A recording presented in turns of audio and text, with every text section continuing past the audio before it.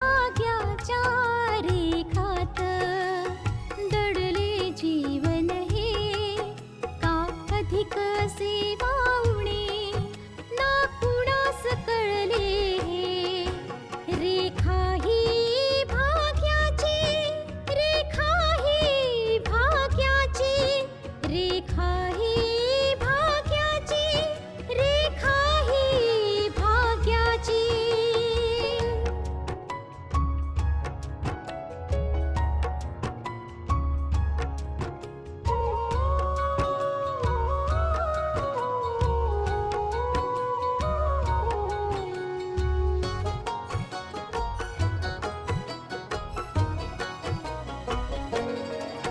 कापुलाच चेहरासा दिसतोय परक्याचा. कापुलाच चेहरासा दिसतोय परक्याचा. नसे सुटणार नाजूक गुंता दोष न चरख्याचा. फुले मी म्हटले जे होते पाहुणे ते, तरी आळवीत जाणे मी जीवन गाणे हे. रेखा ही भाग्याची, रेखा ही भाग्याची, रेखा ही भाग्याची, रेखा ही भाग्याची. आतापर्यंत आपण पाहिलं विजय अचानक आल्यामुळे आशा, नानाजी, गायत्री सगळेच अस्वस्थ आहेत, कारण विजय समोर मोकळेपणाने काही बोलता येत नाही. गायत्रीला आठवतं की पल्लवी घाबरलेली होती आणि योगेश्वरकडून मदत मागण्याविषयी बोलत होती.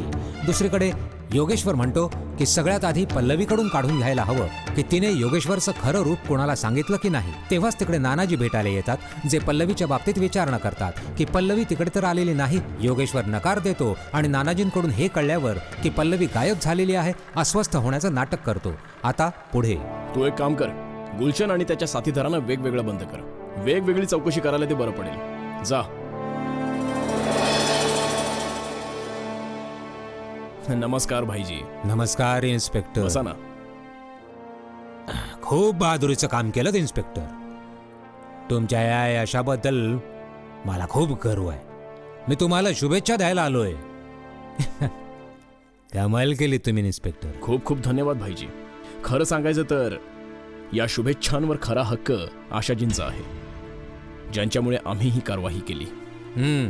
आशा तर खूपच जास्त शुभेच्छांच्या हकदार आहेत. पण इन्स्पेक्टर साहेब, मला खूप लाजिरवाणं वाटतं. माझ्याच गावात हे समज होतं आणि मला कळत पण नाही.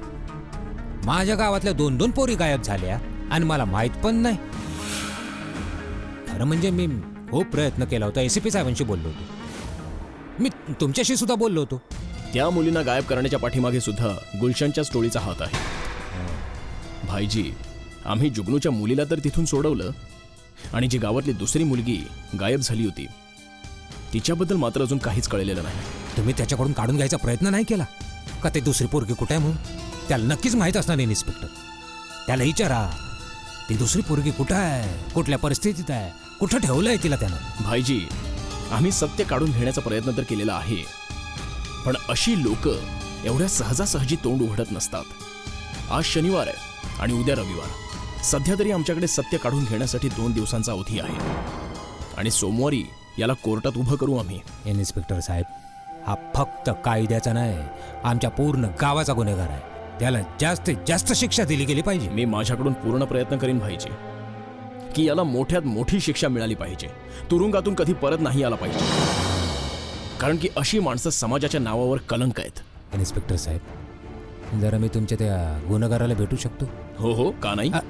इन्स्पेक्टर साहेब, मला आणखी काही नाही, बस आमच्या गावातल्या पोरींबद्दल विचारायचं आहे. मी तिच्या वडिलांना वचन दिलं होतं की मी तिला जरूर हुडकून काढेन, यासाठी भेटायचं आहे. अहो, ही काय विचारायची गोष्ट आहे का भाईजी? जा ना. रमेश, भाईजींना गुलशनला भेटव जरा. धन्यवाद. नमस्कार.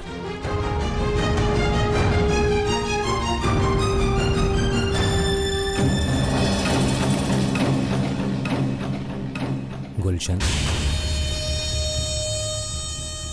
खूप दुःखाची गोष्ट आहे. मी कधी स्वप्नात सुद्धा विचार नव्हता केला तर तू एवढे लवकर पकडला जाशील म्हणून. तुम्हीच मला सांगितलं होतं की तिकडे कोणी मुलगी किंवा बाहेरची कोणीही व्यक्ती आली तर सगळ्यात आधी माहिती तुम्हाला मिळेल. मग असं कसं काय झालं की पोलिसांनी तिकडे छापा मारला शिवाय तुम्हाला सुगावाही नाही लागला? खरं म्हणजे ती पोरगी खूप हुशार आहे आणि तिची मैत्रीण पल्लवी, तिला माझ्या बाबतीत सगळं काही कळून चुकलंय. पण ती माझ्या तावडीत आहे. जर ती तुमच्या तावडीत असेल तर मग तिच्याकडून सगळे पुरावे काढून घेण्याचा प्रयत्न करा. कारण की पोलिसांकडे कोणताही असा ठोस पुरावा नाहीये ज्या आधारे ते मला अडकवू शकतील. मी काढून घेण्याचा प्रयत्न करतोच आहे आणि काढून घेईन पण गुलशन, काढून घेईन पण. प्रयत्न नाही भाईजी, या प्रकरणात आता फक्त प्रयत्न करून काम नाही होणार आपलं. आणि तुम्ही मला सांगाल की तुम्ही प्रयत्न केलात पण त्याला यश नाही आलं. तुमच्या भरोशावर मी एवढा निश्चिंत होऊन बसलो होतो. मी विचार सुद्धा केला नाही कधी आणि पोलीस आमच्या डोक्यावर येऊन बसले. यावेळी असं झालंच नाही पाहिजे. मी सांगितलं ना, मी पूर्ण प्रयत्न करेन. तुम्ही प्रयत्न कराल तेव्हा एक गोष्ट लक्षात ठेवा भाईजी, जर यावेळी तुमचा प्रयत्न यशस्वी झाला तर तुम्हाला सुद्धा मी माझ्या जवळ घेऊन येईल.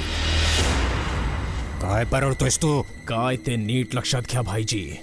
असं नको व्हायला की मी तुरुंगामध्ये खडी फोडत राहीन आणि तुम्ही आरामात बाहेर फिरत राहाल. मला वाचवण्याची जबाबदारी तुमचीच आहे. मग त्यासाठी तुम्हाला जो काही प्रयत्न करायचा आहे तो करा, पण त्या आशाकडून तुम्हाला सगळे पुरावे मिळवावेच लागतील. आणि जर असं नाही झालं तर मग मी माझं तोंड बंद ठेवणार नाही आणि मी पोलिसांना सरळ सरळ सांगून टाकीन की या गँगचा सरदार कोणी दुसरा नाही, तुम्ही आहात, फक्त तुम्ही. तोंड सांभाळून बोल जरा गुलशान. मी सांगितलं ना, माझ्याकडून पूर्ण प्रयत्न होतील. एक गोष्ट नीट लक्षात ठेवा भाईजी, जर यावेळी तुमच्याकडून काहीच झालं नाही तर माझ्या बरोबर या कारावासामध्ये तुम्हाला पण घेऊन येईन मी. ठीक आहे, ठीक आहे. तू विस्तारास नको करून घे.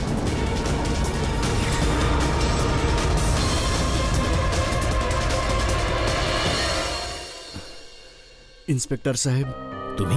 नमस्कार. नमस्कार, बसा. हो इन्स्पेक्टर साहेब, मला तुम्हाला भेटणं खूप गरजेचं होतं. हो, पण काय झालंय? थोडे अस्वस्थ वाटतंय तुम्ही. हो इन्स्पेक्टर, संपूर्ण रात्रभर आम्ही झोपू नाही शकलो. झोपू नाही शकला? ते काल रात्रीपासून पल्लवी गायब आहे. काय बोलताय काय तुम्ही? मी खरं बोलतोय इन्स्पेक्टर साहेब, पल्लवीचा काहीच पत्ता नाही. आणि याबद्दलच तुम्हाला सांगण्यासाठी मला तुमच्याकडे यावं लागलं. केव्हा आणि कशी गायब झाली? हे बघा. गुलशनची भेट झाली तुमची? होय, झाली. नमस्कार. नमस्कार.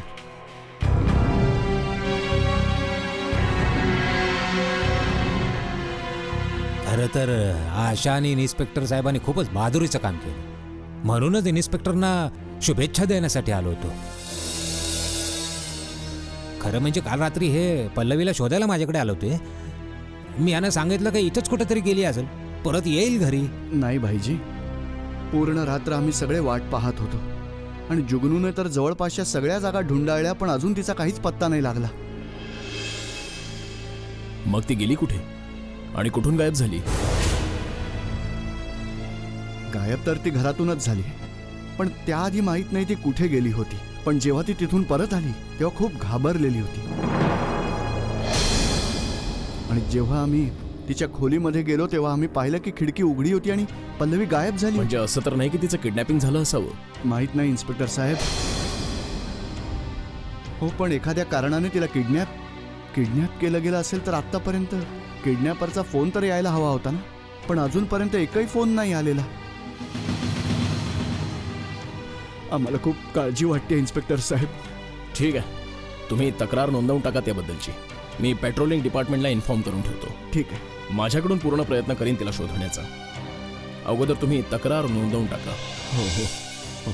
पण इन्स्पेक्टर साहेब, ही तक्रार कशी काय नोंदवू शकतात? अजूनपर्यंत यांना माहीतच नाही आहे की पल्लवी गायब झाली आहे, किडनॅप झालेली आहे का स्वतःच कुठं निघून गेली आहे. तुम्ही सध्या तरी तिच्या हरवण्याची तक्रार नोंदवून घ्या.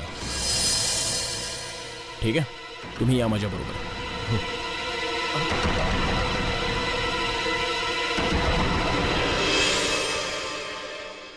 याचा अर्थ हा आहे का पल्लवीनं खरोखरच आमच्या बाबतीत यांना अजून काही सांगितलेलं नाही.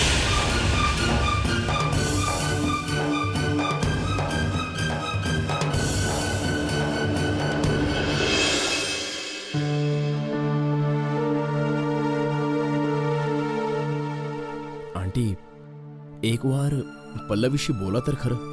विचारा तिला ती केव्हापर्यंत येणार आहे. लवकरच येईल ती बाळा. जाण्याआधी सांगून गेली होती की उद्यापर्यंत परत येईल.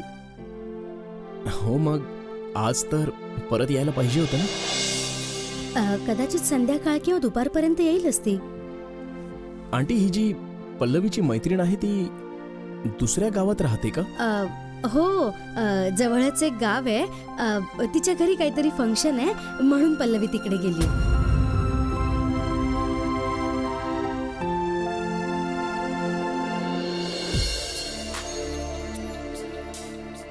काय हो, काय झालं आंटी? तुम्ही थोड्या अस्वस्थ वाटताय. काल रात्री आशा सुद्धा थोडी अस्वस्थ होती. वारंवार बाहेर जात होती, वारंवार आत येत होती. हा, कदाचित तिलाही झोप येत नसेल बाळा. आंटी, मी तर ऑफिसमधून फोन आहे. Excuse me. हॅलो. बाईसाहेब, पल्लवी ताईबद्दल तर अजून सुद्धा काहीच कळलेलं नाहीये आणि बाबा आता ह्या वेळेला सुद्धा तिलाच शोधायला गेलेत. मला काही ठीक वाटत नाहीये चंदा. मोठी मम्मी, हे बघ मला काय मिळालंय. ही तर कडुनिंबाची पानं आहेत बाळा. हो मोठी मम्मी, ही मला पल्लवीच्या खोलीमध्ये मिळाली. कडुनिंबाची पानं? पण त्यांच्या खोलीत कुठून आली ती? म्हणजे याचा अर्थ मोठी मम्मी की पल्लवी एखाद्या अशा जागी गेली होती जिथे कडुलिंबाचं झाड आहे. ही पानं तिच्या डोक्यावर पडली असावीत आणि तिच्या केसांमध्ये अडकून तिच्या खोलीमध्ये सापडलीत. हो, कदाचित असंच झालं असावं. पण ह्या गावामध्ये कडुनिंबाचं झाड आहे कुठे? कडुलिंबाचं झाड? हां चंदा, नीट आठवून बघ. इथे गावात आजूबाजूला कुठे कडुलिंबाचं झाड आहे का, ज्यामुळे आपल्याला हे कळू शकेल की पल्लवी कुठे गेली होती? आठवलं मला ताई. कडुनिंबाचं झाड या गावात फक्त एकाच ठिकाणी आहे आणि ते सुद्धा भाईजींच्या घरासमोरच आहे. हो मोठी मम्मी, आपण सुद्धा तर पाहिलं होतं. भाईजींच्या घरासमोर एक मोठं कडुलिंबाचं झाड आहे. चंदा, म्हणजे ह्या गावात फक्त तेच एक कडुनिंबाचं झाड आहे आणि दुसरं कुठलं कडुनिंबाचं झाड नाहीच आहे? नाही बाईसाहेब, बस फक्त तेच एक कडुलिंबाचं झाड आहे. माझ्या मते पल्लवी भाईजींच्या घरीच गेली असावी. हो, पल्लवी अस्वस्थ तर होतीच आणि ती भाईजींकडून मदत मागण्याच्या गोष्टी करतच होती. तिने मला सांगितलं होतं की मी भाईजींच्या घरी जावं आणि काही माणसं सोबत घेऊन तिकडे पोहोचावं, पण मी तिला नको म्हटलं. म्हणजे मग मी नको म्हटल्यामुळे पल्लवी भाईजींच्या घरी गेली असेल? मला हे समजत नाहीये मोठी मम्मी की पल्लवीला पळत पळत तिकडे काय यावं लागलं. पल्लवीने तिकडे काही पाहिलं असेल का, की काही वेगळंच कारण आहे? बाईसाहेब, दुसरी गोष्टही आहे. जर पल्लवी ताई एवढी घाबरलेली घरी परत आली होती तर मग खिडकीतून घराबाहेर आणखीन कुठे का बरं जातील? हिचं म्हणणं सुद्धा बरोबर आहे मोठी मम्मी. जर विजयपासून वाचण्यासाठी पल्लवी खिडकीतून बाहेर उतरू शकत होती तर गपचूप खिडकी बंद पण करू शकली असती आणि तिकडेच बाहेर उभी राहू शकली असती. अशा घाबरलेल्या अवस्थेमध्ये दुसरीकडे कुठे जाईल ती? तू बरोबर बोलतेस आशा. आणि तसंही खिडकी तर पूर्णच्या पूर्ण उघडी होती. पल्लवी ताई इकडून निघून मग आजूबाजूलाच गेली असली पाहिजे. पण बाईसाहेब, काल रात्री आम्ही दोघांनी पूर्ण गाव पालथं घातलं पण त्या कुठेच नाही सापडल्या आम्हाला. म्हणजे मग कुठे गेले असतील पल्लवी ताई? आता मला वाटतंय आशा, कुठे ना कुठे पाणी नक्कीच मुरतंय. मोठी मम्मी, मी खिडकीच्या आजूबाजूला शोधून बघते. कदाचित असं नसेल ना, खिडकीजवळ कुणी दुसरं पण आलं असेल. जर कुणी दुसरं आलं असेल तर त्यांच्या पायांचे ठसे नक्कीच सापडतील. मी पाहून येते लगेच. चंदा, तू पण ये. ठीक आहे.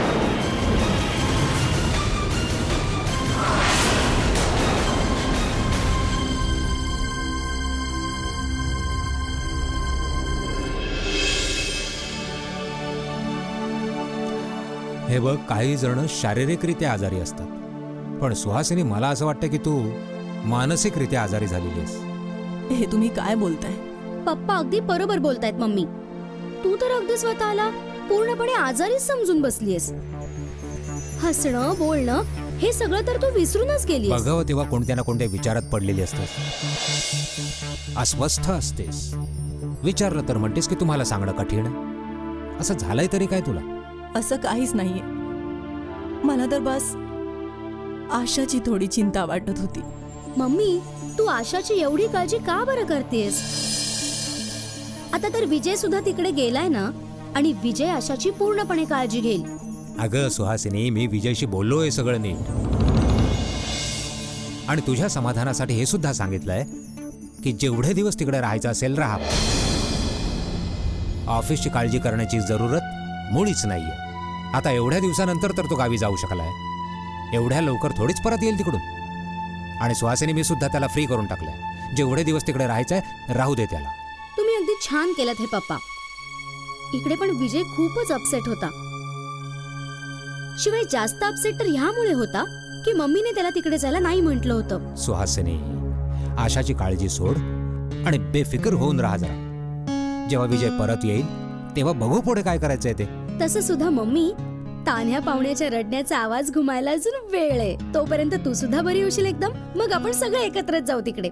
तू बरोबर बोलतेस रिद्धिमा, पण मी तर हा विचार करून अस्वस्थ झालीये की विजय तिकडे असल्या कारणाने सगळ्यांनी आपल्या जबाबदाऱ्या विसरता कामा नये. म्हणजे ते सगळे इकडे परत येता कामा नये. ते तर तिकडे आशाची देखभाल करण्यासाठी गेलेत ना. कोणाबद्दल बोलतेस तू? मी तर पल्लवी, गायत्री आणि बाबांबद्दल बोलते.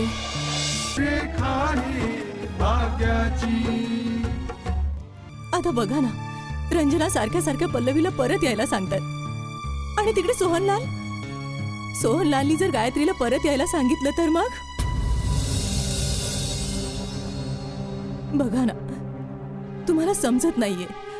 ज्या घरामध्ये मुलगी आणि जावई असतात त्या घरामध्ये मोठ्या माणसांना राहणं आवडत नाही.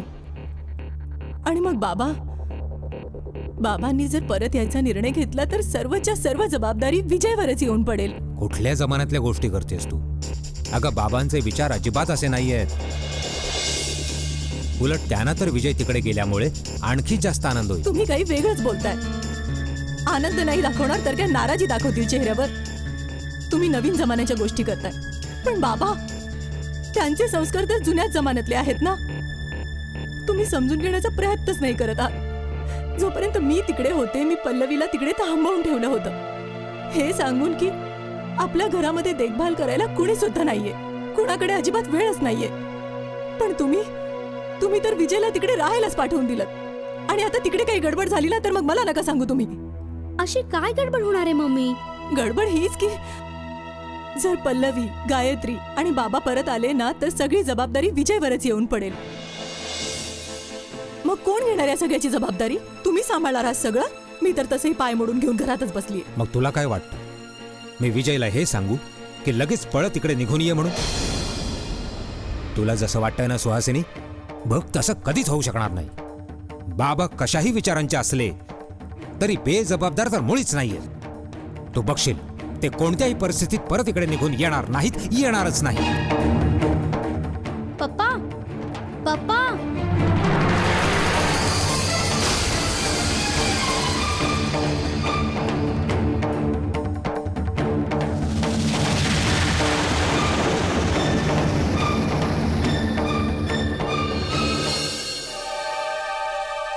माझ्या अंदाजाप्रमाणे मोठी मम्मी, पल्लवी कुठे गायब नाही झालेली. बहुतेक तिला किडनॅप केलं गेलं असेल. देवच जाणो सत्य काय आहे आशा. पण पल्लवीच्या खोलीतून कडुनिंबाची पानं मिळण्याचा अर्थ आहे पल्लवी आणखी कुठे नाही, भाईजींच्याच घराकडे गेली असावी. हो मोठी मम्मी, तिथून ती जेव्हा परत आली तेव्हा पूर्णपणे घाबरलेली होती, घामाने भिजलेली. मी खिडकीकडे जाऊन पाहिलं, तिकडे काही लोकांच्या पावलांचे ठसे होते. मला संशय आहे की तिला कोणीतरी किडनॅप केलं असावं. आपण मोकळेपणाने तिचा शोध घेण्याचा प्रयत्न सुद्धा तर नाही करू शकत होत ना. बोलायचं म्हटलं तरी आपल्याला लपून छपून बोलावं लागतंय, कारण विजयच्या कानावर हे नको जायला. अशा प्रकारे आपण पल्लवीचा शोध घेण्याचा प्रयत्न कसा करणार आहोत आशा? खरंय मोठी मम्मी, आपल्याला काहीही करून विजयला परत पाठवावंच लागेल, काहीही करून. आणि आपल्याकडे तर काहीच मार्ग नाहीये की विजयला इकडून परत जाण्यासाठी आपण जबरदस्ती करू शकू. विजयचं तर कळतच नाही की तो काय विचार करून आलाय, किती दिवस थांबणार आहे. सुहासिनीताईंच्या डावपेचांवर खूप विश्वास ठेवला तुम्ही दोघींनी. आणि हो, हाच दावा तर त्यांनी केला होता की कुणालाही कानोकान खबर लागणार नाही की पल्लवीने बाळाला जन्म दिलाय म्हणून. आणि सगळ्यांना असंच वाटेल की त्या मुलाची आई आशा आहे. आता तूच सांग, ही गोष्ट लपून राहण्यासारखी तुला काही परिस्थिती दिसते कुठे? नाही मोठी मम्मी, सध्या तरी मी ह्या बाबतीत विचार सुद्धा करू शकत नाही. ही गोष्ट लपून राहील नाही. मला फक्त एवढंच वाटतंय की पल्लवी परत आली पाहिजे. पल्लवीला परत आणणं खूप गरजेचं आहे. मोठी मम्मी, पल्लवीच्या आयुष्यापेक्षा मोठं आपल्या आयुष्यात आणखी दुसरं काही नाहीये. आपल्याला ह्या संकटात टाकणाऱ्या सुहासिनीताईच आहेत. त्या विजयच्या बाबतीत का नाही काही करत आहेत? मी आता त्यांना फोन करून सांगते.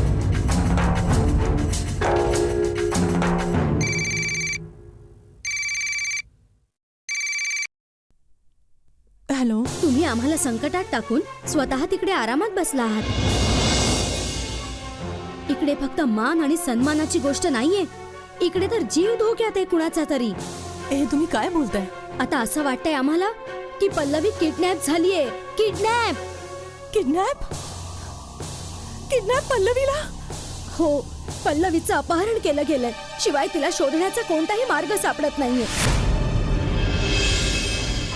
तिला वाचवण्याचा काही प्रयत्न करू शकत नाही, कुठे पळापळ नाही करू शकत.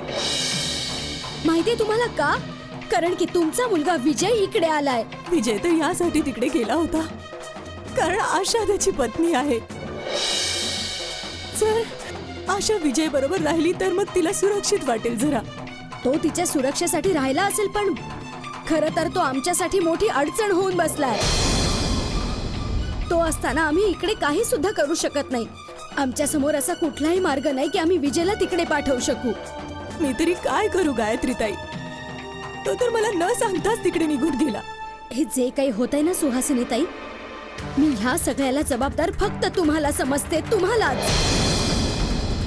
आणि जर पल्लवीचं काही बरं वाईट झालं ना, तर मी संपूर्ण आयुष्य तुम्हाला माफ नाही करू शकणार. आता मला तुम्हीच मार्ग दाखवा. तुम्हीच सांगा मी काय करू. अहो, तुमच्यामुळेच हे संकट ओढावलंय. मार्ग सुद्धा तुम्हीच काढा मग. आणि विचारा तुम्ही स्वतःलाच, हे सगळं करून तुम्ही कुणाकुणाला सुख समाधान दिलंय.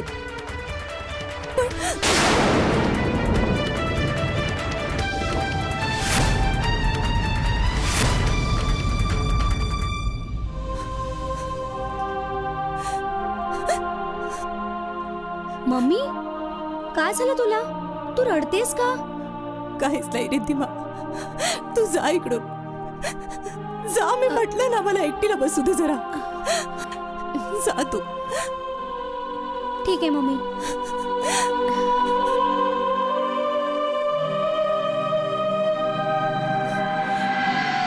रेखा ही भाग्याची. तुम्ही काळजी करू नका. आम्ही तक्रार तर नोंदवून घेतलेली आहे आणि गुलशनला अटक सुद्धा केलेली आहे. आता त्याच्या विरोधात एकही पक्का पुरावा नाही मिळाला तर खूप प्रॉब्लेम होऊन बसेल. खरं म्हणजे अशी माणसं आपल्या बचावाचे मार्ग आधीच शोधून ठेवतात. इन्स्पेक्टर साहेब, त्याच्या बंगल्यातून मुली ताब्यात घेतल्या गेल्या आहेत. त्याला रंगेहात पकडण्यात आलाय. आता ह्यापेक्षा मोठा पुरावा आणखी काय असू शकतो? मी तुम्हाला सांगितलं ना, अशी माणसं खूपच चतुर असतात आणि आपल्या बचावाचे सगळे मार्ग आधीच तयार करून ठेवतात. जर गुलशनची अटक कुणा मॅजिस्ट्रेट किंवा ऑफिसर समोर झाली असती तर मग सगळे चित्रच पालटलं असतं. न्यायालयाला हे समजावणं सोपं गेलं असतं की आपण गुलशनला रंगेहात पकडलेला आहे. म्हणजे न्यायालय हे नाही मान्य करणार की तुम्ही गुलशनला त्या जागेवरून अटक केली आहे जिथे चंदासोबत सगळ्या मुली उपस्थित होत्या? न्यायालयात आपलं म्हणणं सिद्ध करण्यासाठी पुराव्यांची गरज पडेल. आणि मला हे सुद्धा दिसत आहे की या गुलशनने आपल्या बचावाचे सगळे मार्ग अगोदरच ठरवून ठेवलेले आहेत. हो का? खरं म्हणजे त्या गुलशनचा माणूस आहे मंगल. त्याने ही जबानी दिलेली आहे की या टोळीचा सरदार पण तोच आहे आणि संचालन पण तोच करतो. काय बोलताय तुम्ही इन्स्पेक्टर साहेब? तो मंगल खोटं कशासाठी बोलेल? तो तर एक प्यादा आहे. हो, बरोबर बोलतोय. प्यादेच तर समोर उभे राहतात आपल्या बादशहाला वाचवण्यासाठी आणि मंगल हेच करतोय. आता बघा, गुलशन न्यायालयात हे सांगेल की त्याने आपला जो वाडा आहे तो मंगलला भाड्याने दिला होता आणि मंगल तो वाडा पाहायला आला होता. बेटा, तुला नेमकं काय म्हणायचंय? नानू, मी पल्लवीच्या खोलीच्या खिडकीबाहेर काही पावलांचे ठसे पाहिलेत. ते पाहिल्यानंतर मला संशय की पल्लवीला किडनॅप केलेलं आहे. आता तुम्हा लोकांना ह्या गोष्टीचा निर्णय घ्यायचा आहे की आपल्यासाठी ही गोष्ट लपवून ठेवणं जास्त महत्वाचं आहे की पल्लवीचा जीव वाचवणं जास्त महत्वाचं आहे. या दोघांमधली एकच गोष्ट होऊ शकते आणि ती कोणती असेल ह्या गोष्टीचा निर्णय